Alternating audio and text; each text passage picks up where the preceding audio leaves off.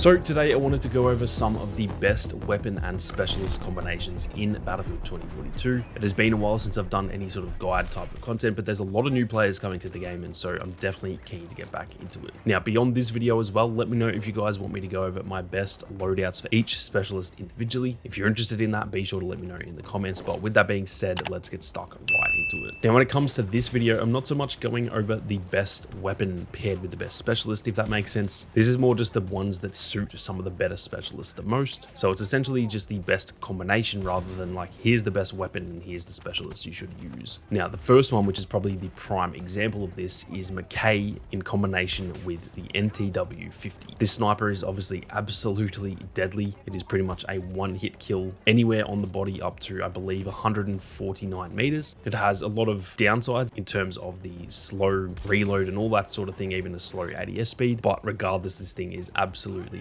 deadly. Now, the key ingredient to this weapon being deadly is getting yourself into the right positions. If you're playing too aggressively or if you're too far away from the fight, for example, the NTW isn't actually that good, but when you are getting into the right positions, it is absolutely deadly, and that is what Mackay is perfect at because of the grapple hook. Being able to sort of get up onto the top of a building where you're kind of covered from a bunch of different angles, and then you've still got a really good vantage point, that is where the NTW-50 shines. And so personally, I think this is probably the best combination in the game in terms of taking one weapon that's only really good in certain situations and making it very, very useful due to the specialist that you're using. And like I said, this is kind of the prime example of what this video is going to be about, because I wouldn't classify the NTW as a top 5 weapon in the game or anything, but I definitely think it is enhanced the most when it comes to using Mackay. The good thing about this combination too is that you can also hunt vehicles from a little bit more safety in terms of getting up somewhere high where maybe a vehicle can't see you. And obviously the NTW doesn't deal too much damage to vehicles anymore, but it does enough to kind of scare them off anyway. And if you do pair this with like the C5, for example, you can definitely hunt a lot of vehicles with Mackay. So definitely give this one a try if you do enjoy sniping. It allows you to play pretty aggressively while also not being absolutely murked, because obviously the speed of the NTW is not the best at all.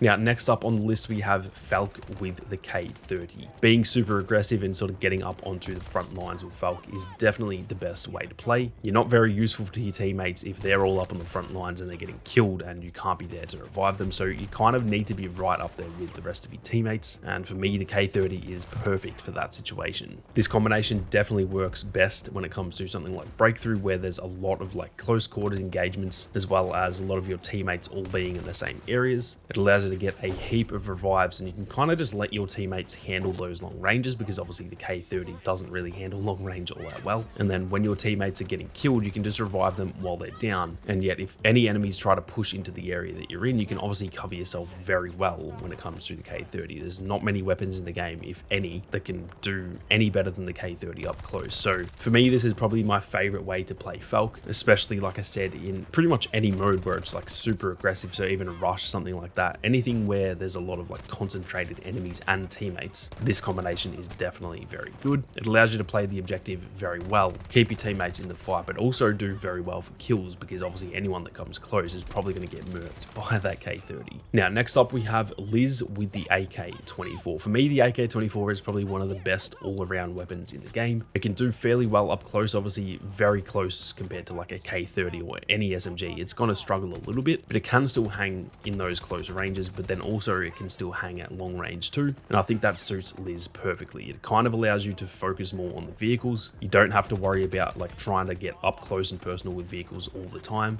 in which case you'd obviously want to be using an SMG. But then if you're trying to take out a vehicle at long range and you're stuck in sort of wider open areas, then obviously using an SMG is not going to be very good for that either. So for me, it kind of feels like it gives you a bit of flexibility when it comes to playing as Liz, where you're kind of covered at all ranges, and it means you can take out vehicles in the way that you want. You can use her rocket launcher, you can also use like anti-tank mines or something like that, and it really just gives you that flexibility to sort of focus on the vehicles and take them out in not only close range but long range too, without sort of being worried about having to get into the right positions due to the weapon that you're using. Now, next up we have Zane with the M5A3. Zane's trait that gives a little bit of health back, or sort of starts that health regeneration anyway when you get a kill, for me personally is perfectly suited for a weapon like the M5A3, which is obviously very good for aggressive gameplay. It pretty much much any range. Another side of this too is that because of the small ammo count on the M5A3, obviously it doesn't have a drum mag or anything, and depending on your weapon configuration anyway, it does have a very fast rate of fire, so you're often going to be reloading quite often. The good thing about that though is that if you get a kill and then you go to reload, you're obviously going to get a little bit of health back, and so you kind of like take cover while you're healing up, quickly reload, and then you're almost immediately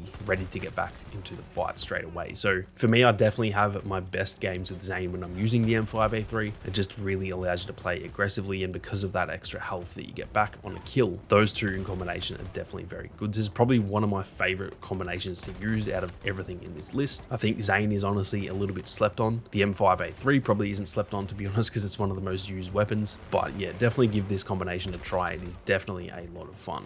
Now lastly, we have Sundance with the PBX45. Now I know a lot of people don't really like using Sundance, and they also don't like other people who use Sundance, but honestly she is amazing for aggressive players. And the PBX45 is a bit of a jack of all trades SMG that kind of won't leave you wanting in any areas. Obviously when you're playing as Sundance, you probably want to get really up close and personal. Being able to fly right down into the battle and sort of even flanking enemies, it means you probably want an SMG, but in saying that, you also want something that can cover you with a little bit of range, because it does then allow you to not only just fly into the action and get really up close and personal, but you can also then fly to a rooftop, for example, and have a little bit of extra range and still manage to handle that with that PBX45. I think similar to what I mentioned with Liz and the AK-24, this just gives Sundance a little bit of flexibility in that you don't always have to be aggressive, and you don't always have to fly to a rooftop and play at long range or anything like that. You can kind of just play however you want, and it really does give you that flexibility even within a game where maybe you fly to a rooftop, get a few kills, and then you can actually fly right into a building and get a few up close and personal kills as well. So for me, when I'm playing Sundance, the PBX45 is probably my go-to, and if you do enjoy playing Sundance, I would definitely recommend this combination.